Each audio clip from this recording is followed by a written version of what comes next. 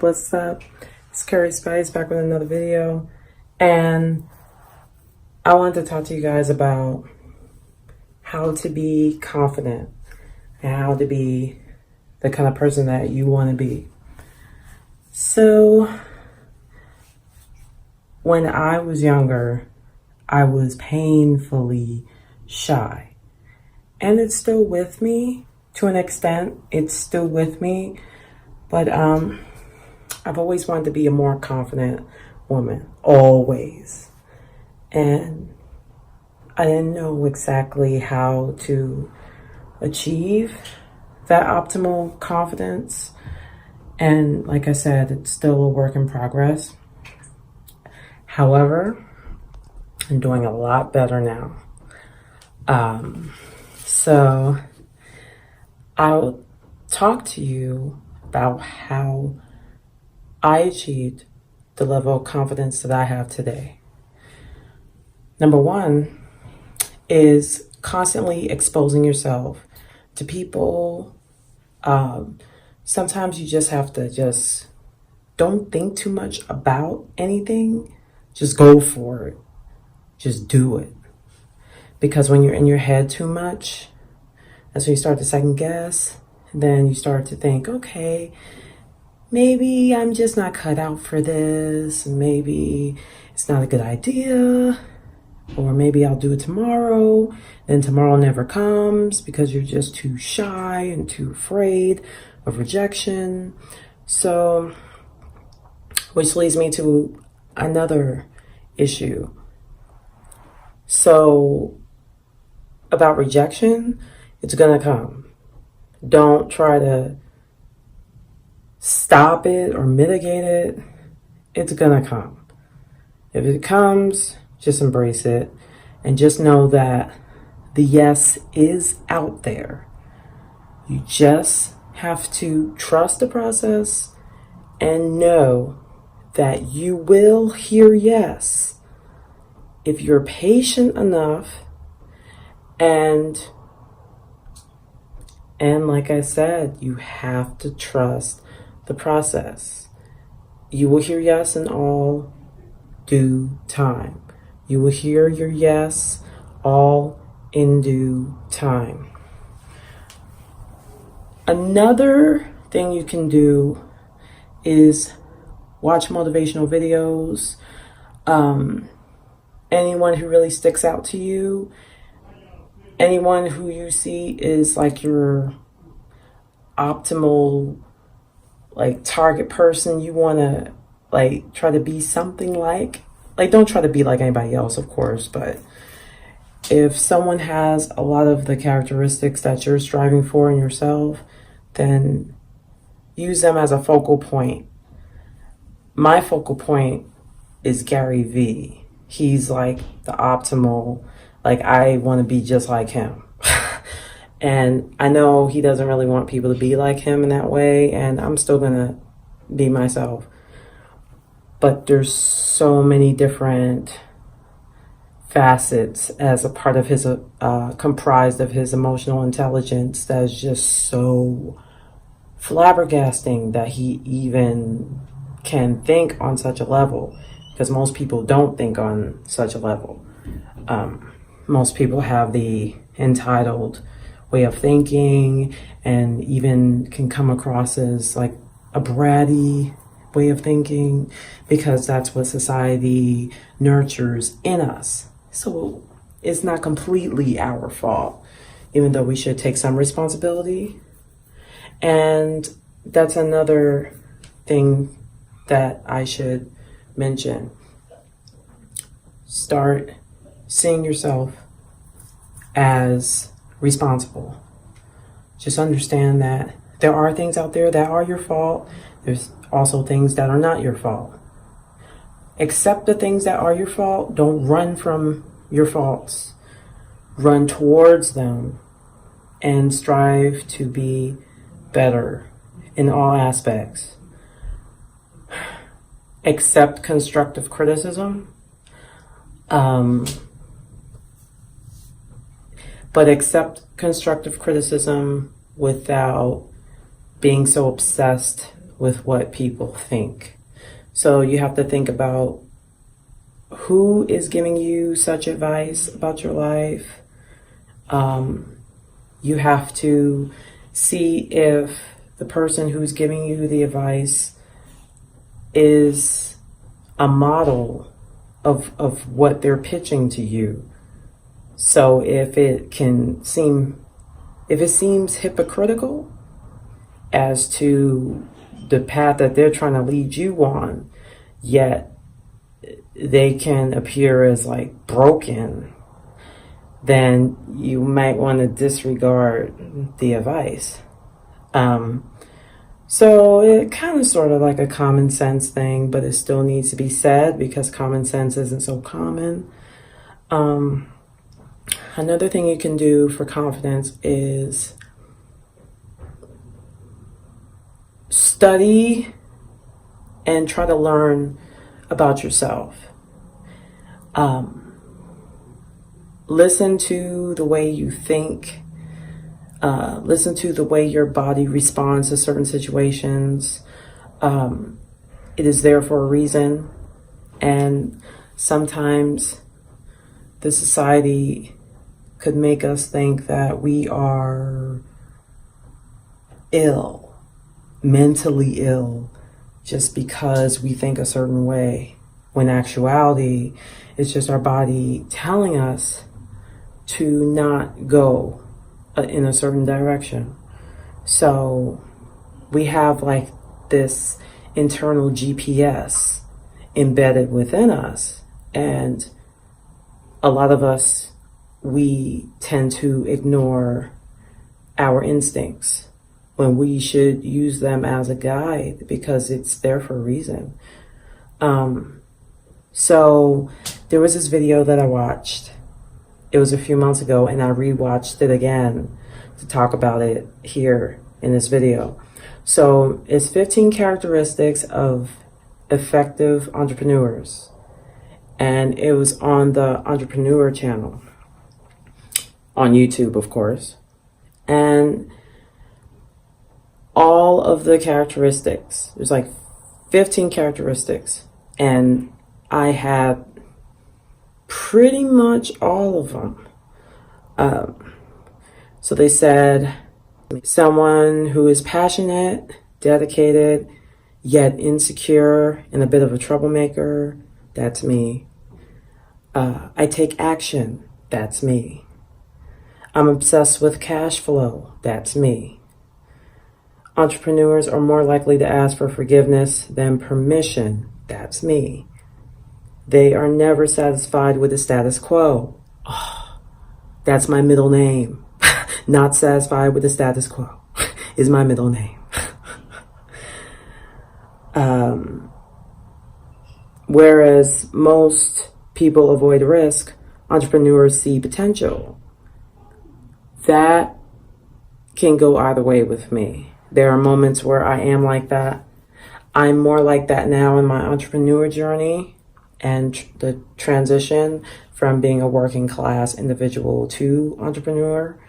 And I'm becoming more of a risk taker, where I was always just a little bit of a risk taker, but then I had a part of me that was stopping me from acting on it, whereas now I can take a calculated risk and just go for the kill, just go for it, because any of my hard work will eventually pay off in the long run. And risk sometimes can be your greatest achievement. And also risk can also be just an experience or two that will guide you to not go in a certain direction again. But you don't know until you act on it, because that's what life is about. So don't be afraid to live your life. This life has been made to live. Live it. Don't be afraid. Be fearless. Be yourself unapologetically. Don't focus so much, like I said earlier, don't focus so much about what people think unless it's coming from a justifiable place where you can digest it and use it to be a better person. So you have to use that and you have to test it so it depends on the situation. So you'll know when it's appropriate and when it's not. Entrepreneurs believe their investments of time and money will eventually pay off. That's me. They can't sit still. Yeah, I tend to put a lot on my plate. They're malleable. That's me. Malleable, like I said, coachable. They're willing to find their flaws and work on them.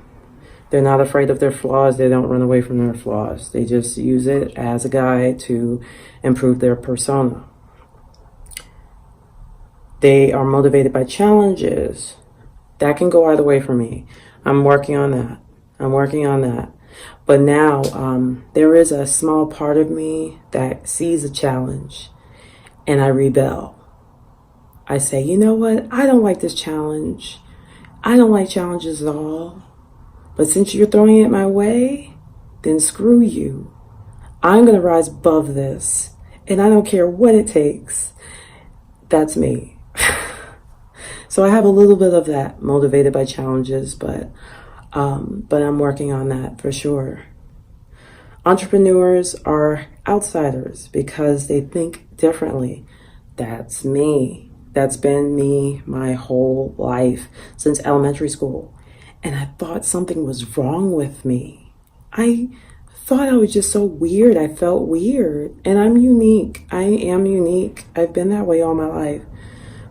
But since I was so different from everyone else, I just chalked it up to be, I was just crazy. But that's not even it. To be confident, you have to embrace your persona, even if it's significantly different from others.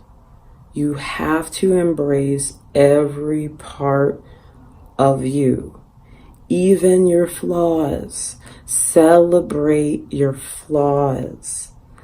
So understand me when I say that. Celebrate your flaws because it's a part of you. Yet any flaw that you really believe needs work, then you work on improving it. But own it. Own every part of your persona because it's comprised of you. It doesn't have to define you necessarily, but you have to own it. And if you don't want to own it temporarily, but then work on changing it. And then you recover quickly.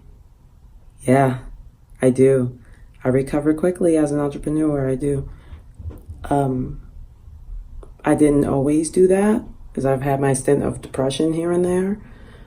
But now that I'm getting older and I'm starting to become less affected by what people think and becoming more free to be the person that I want to be, then I'm able to recover quickly. And I love that. I love that.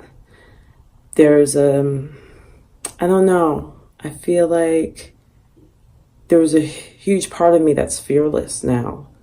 Not completely fearless, but I'm more fearless now than I was before because I have approached fears just so I wouldn't let them hinder me.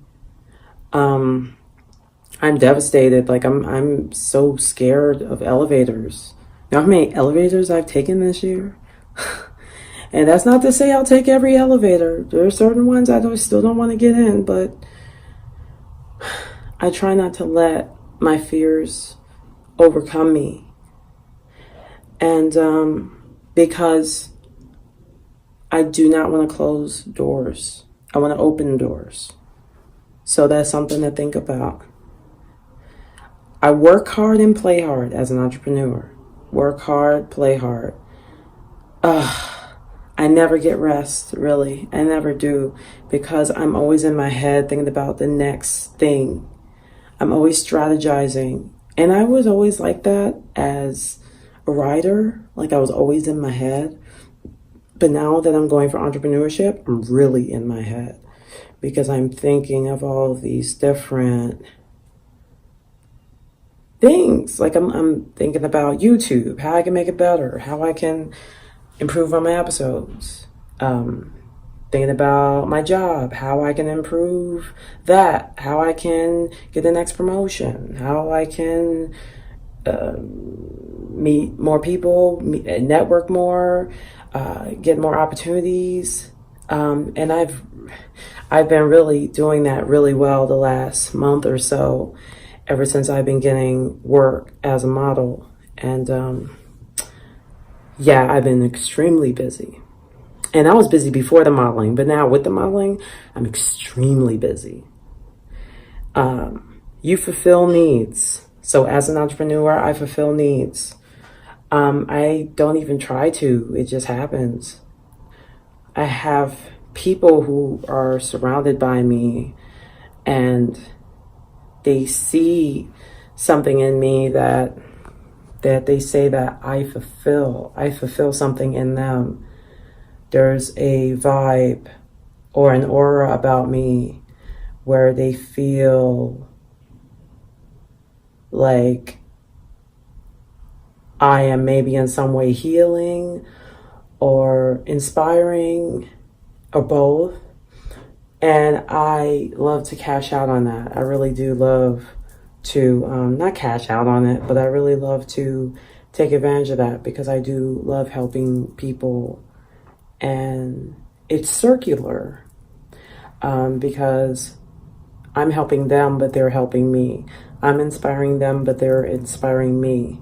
So everyone wins. Everyone wins.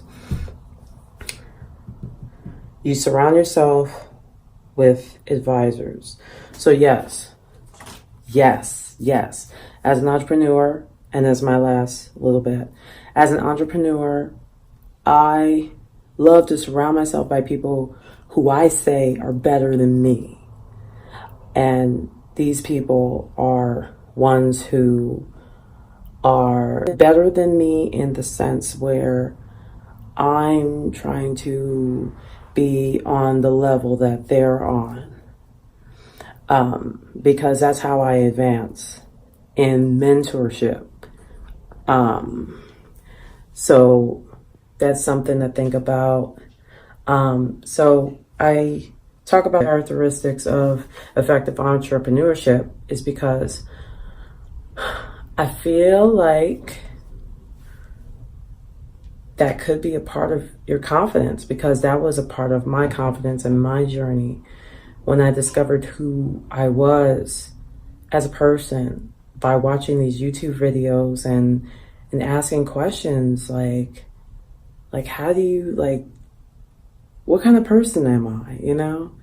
Like I'll type in, okay, tips or effective characteristics of an entrepreneur. And I'll listen to the video to see, okay, do I fit in any of these boxes here? Like, do I get to check off everything or half of it, or maybe one or two effective characteristics? So meditating is another one. That's the last one I'm going to talk about. Meditating as well. And I think that also goes into studying more about yourself, because if you know yourself, there's confidence in that. And then, one more thing. So yeah, the other thing is when you're active, you're being active. Like, what started my confidence in my journey is going to school. When I went to college, I became a serious college student, and that's when I started to get the confidence boost, but it didn't happen right away. It happened as I was starting to get more and more and more active on campus. I had 3 jobs at one time. There was always something I had to do, and made the dean's list maybe 2 or 3 times throughout my college experience. And I was an ambassador at El Camino College, and I had a couple of jobs at Cal State Long Beach. So, and then I've had several jobs at El Camino College. But yeah, I was just extremely active. And always put yourself in a position where you are talking to people. You're always going out to meet new people, go to meet and greets. So things like that. And learn new skills. Learn new skills. And if you find that you're leaning towards a certain activity, like it's something that you find yourself doing and enjoying on a regular basis, and you're really good at it, then keep going, because you may have found your talent or your passion. And with that, you'll find confidence. And that could open the door to so many other different things. So I know this video went kind of fast, even though it was like over 20 minutes. But hopefully you could just rewatch it whenever you need to, take notes. And also, I hope this really helped you as it helped me. And if there's anything that I didn't mention, like if you need me to make another video about this and touch some topics that I didn't really discuss, just let me know down below, and I'll be happy to make a new video or an updated video. So as always, I'm looking forward to spicing up your life one episode at a time. Thanks for tuning in. Bye.